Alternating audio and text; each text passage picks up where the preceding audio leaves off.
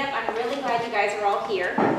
Lots of you have been here many times and are part of this community, and for that I'm so grateful. For those of you who are new, you can tell there's a lot of people who are hugging each other and who are talking to each other, and that is awesome, and that's what it's like, so come back, and it'll happen to you too.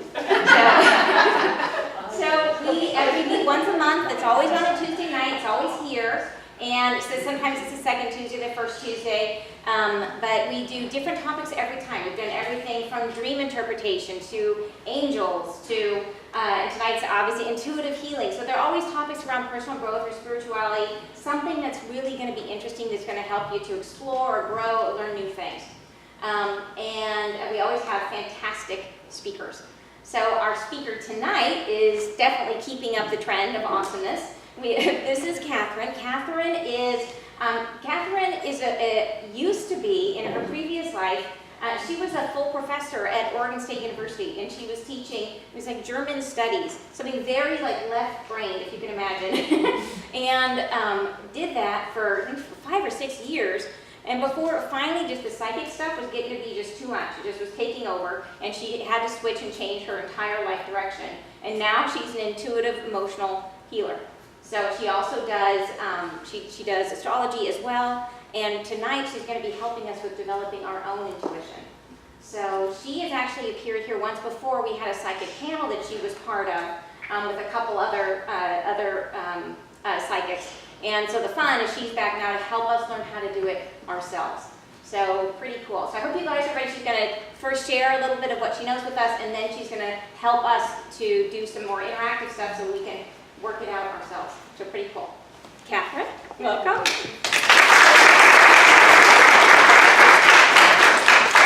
So thank you, Anne, so much. It's such an incredible honor to stand on the stage in front of all these amazing souls, and I'm just kind of soaking in the energy as I'm looking at everybody and feeling everybody, because there's been some incredible people here. So I'm incredibly honored to be here with all of you, and I can tell there's a lot of very old souls here. So without getting too overwhelmed by all the amazing energy that's coming at me, let me just say a little bit about, first of all, a definition about intuitive, psychic, what the heck are we talking about?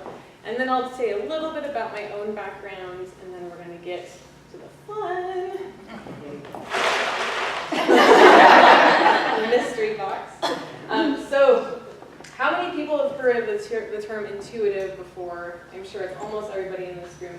So a lot of people ask me, well, Catherine, what is the difference between a psychic and an intuitive? Are you a psychic? Are you an intuitive? And I think each and every person who's identifying in that way will have a slightly different answer to that. But for me, I use them pretty much interchangeably. Just meaning that somebody who identifies is very much in touch with what I think is the most magical and natural part of what it means to be a human being that we've very much lost touch with for the most part in our society today. And so today we're going to be working back into that magic and getting you in tune with that and with the whole flow of the universe accordingly. So intuitive basically means non-thinking innate knowledge. And I actually had a PowerPoint. Like you can take the professor out of the classroom, but you can't take the classroom out of the professor. So fascinating. I had a PowerPoint tonight with all these great definitions and pictures and stuff, and then didn't have the cable here to support my computer. So here I am, and that's the way the universe planned it. So we're just going to be in the moment, which is absolutely perfect, right? We're actually what we're doing.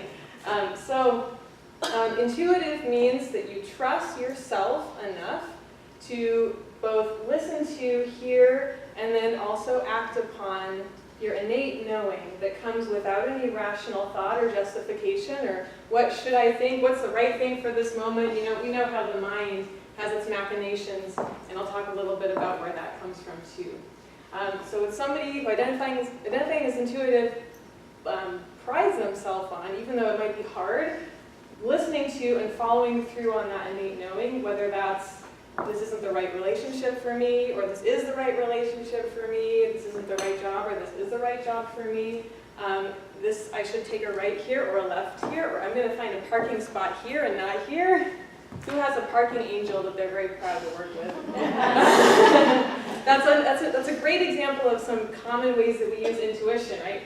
Come on, parking angel. I think I'm going to find one. I'm going to take it right here. Come on, I know I'm going to find a spot here. Does anybody do that? I do that. Yeah. That's a great way that we use intuition in daily life, and we attribute it to something external, like the parking angel, but guess what? It's you. It's just the deepest part of you. So we're going to go into that today. So a little bit about my background. If you told me even a year ago that I would be standing here talking about this, I would be very surprised. If you told me 2 years ago that I would be talking about this, I would barely know what the term intuitive even meant. And this is how fast things have happened for me, and it's how fast things can happen for anybody. So when I was a little kid, I had the gifts that I have today, which are emotionally based at this moment, because you never know how gifts are developing, and they develop all the time as we develop.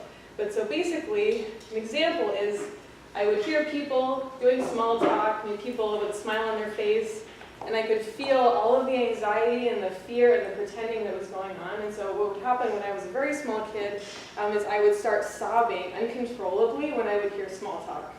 And people were very worried about me. People relate to that. Caregivers teachers were worried about me because this would happen a lot, and nobody really understood why. And I was blessed to go to a kind of Waldorf-esque school, at least through 3rd grade. So I looked very weird. I had a mullet. I dressed mostly in boys' clothes, lots of black, a lot of past life stuff coming up through that, let me tell you, lots of black. I just had friends that were boys, and I was alone almost all the time. The family I grew up in was partially, but certainly not completely supportive of my sensitivity. So I always knew that I was very sensitive in ways that nobody could really understand. And because that wasn't, and I'm sure I tell you this because I know many of you can relate to this, because that sensitivity wasn't seen or really validated, I started to feel like that wasn't okay. Anybody relate to that? Yeah. I know in this room, I can feel it. And so because I thought that wasn't okay, so we all get socialized, right? We all figure out, and just think back to your own childhood, your behaviors and your feelings, your knowings that weren't okay to feel, that weren't okay to know, that didn't make you a good boy or a good girl.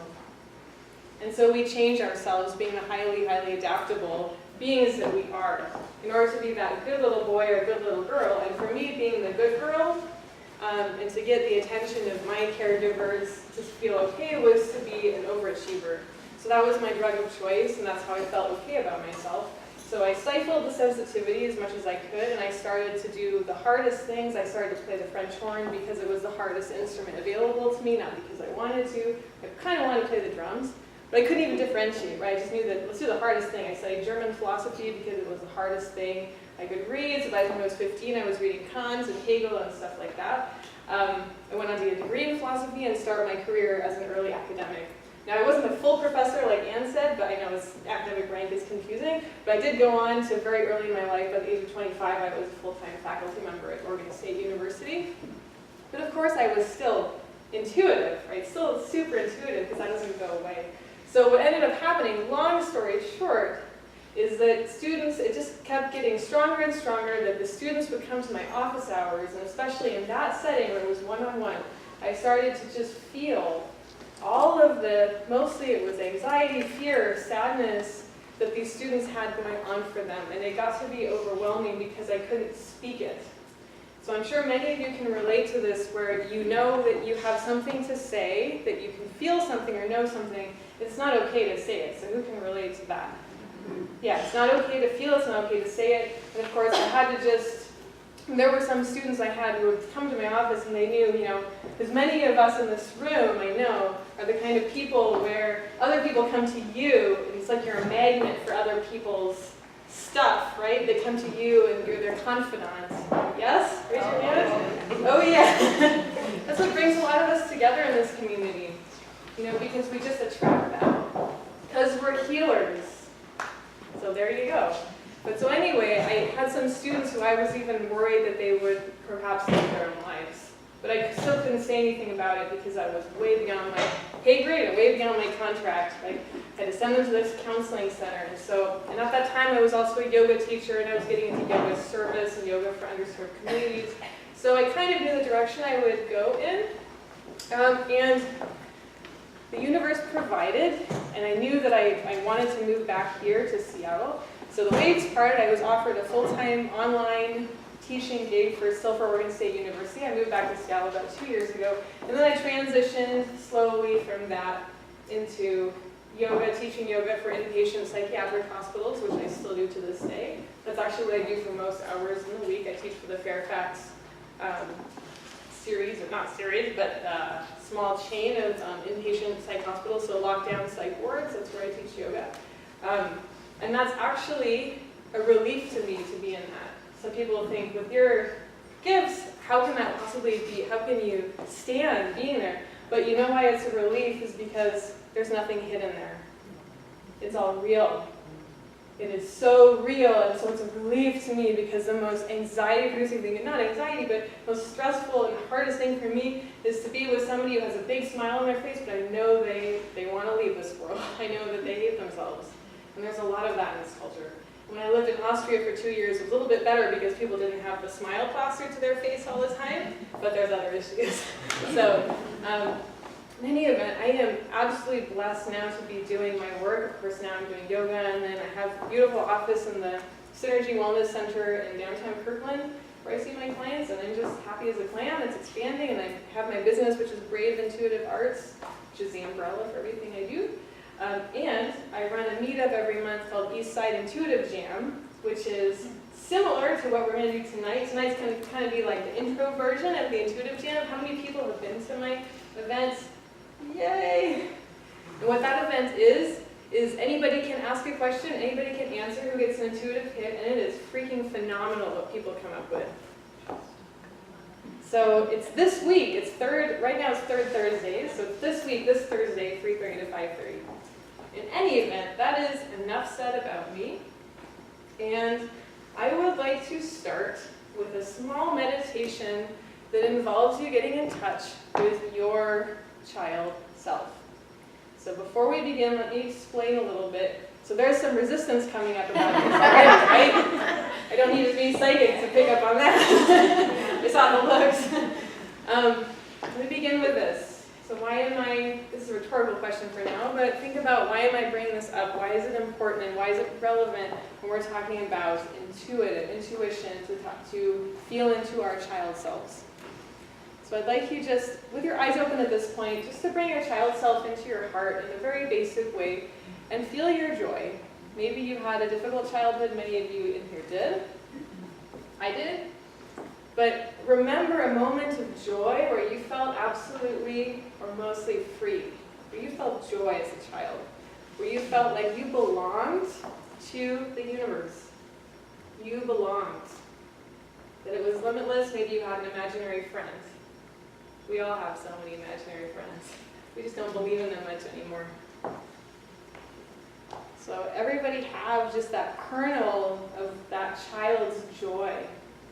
And what if I told you that that is your innermost nature, and that that's actually your birthright to live that absolutely all the time right now, in that child's joy? And not only that, but in an even more powerful and conscious way as an adult. So that's what we're doing tonight. That's the whole goal. And if I do my job and you would like to join us, then you're going to leave tonight being a little bit more in touch with what that joy feels like and what the potential is for your life. Just a teeny tiny tip of the iceberg potential for your life to totally reconnect with that joy, which means reconnecting with the flow of the universe, which means freedom from fear. It seems like a tall order perhaps, but then that's your barrier, is that you think it's hard. What you'll figure out tonight is that it's actually quite easy, and you're not going to believe it because it seems too easy, but that's the barrier. Because we're all taught to identify with the struggle. We're all taught that our identities are hitched to the struggle, right? So I'm Catherine. I am a child abuse survivor. I am blah, blah, blah, blah, and that's where my strength is, right? How many of you can identify with this? I know more than that do, but it's okay, you don't have to raise your hands. This is just natural for us in this culture, right? I'm strong. Many of us have had many past lives as warriors too, so it's like we're used to the fight. We know what it's like to fight, and we take pride in what it is to fight. What you'll learn tonight is that it's joyful and fun, and it's supposed to be easy. It's actually supposed to be easy. So let me give you an example of what intuition feels like. So just everybody close your eyes and feel the seat underneath you. If you're not comfortable closing your eyes, you can just look at the ground. Just feel the seat underneath you. Take some breaths deeply in and out. Notice the natural movement of your breath rising and falling. Find yourself right here on this chair in this room. And as you settle in and use the body sensation as a focus for your awareness, keep breathing, tying your mind to the sensation of the breath.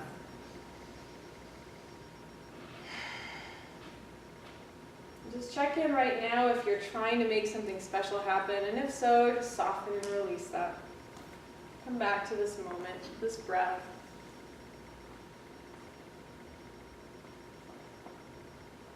And then imagine your mind as a snow globe. Some of you might have heard me use this metaphor before. And if you have a lot of thoughts, impressions, feelings swirling around your mind, which is natural for our minds, and see if you can take a breath and imagine that snow globe clearing so the particles settle a little bit. With every successive breath, particles settle and you can see clearly through that snow globe.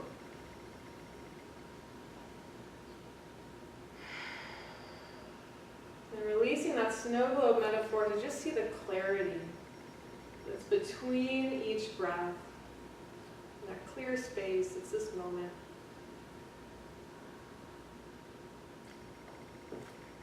Now, allow a color to arise in your mind. The flash of a color. And that's your intuition. Keep taking breaths. And allow an animal to arise in your mind. Any animal at all. It should already be there. That's your intuition. You're not thinking about it. It's just what happens to come up. It's a flash, an image, a feeling. And just take one more breath. And then you can open your eyes, come back to the room.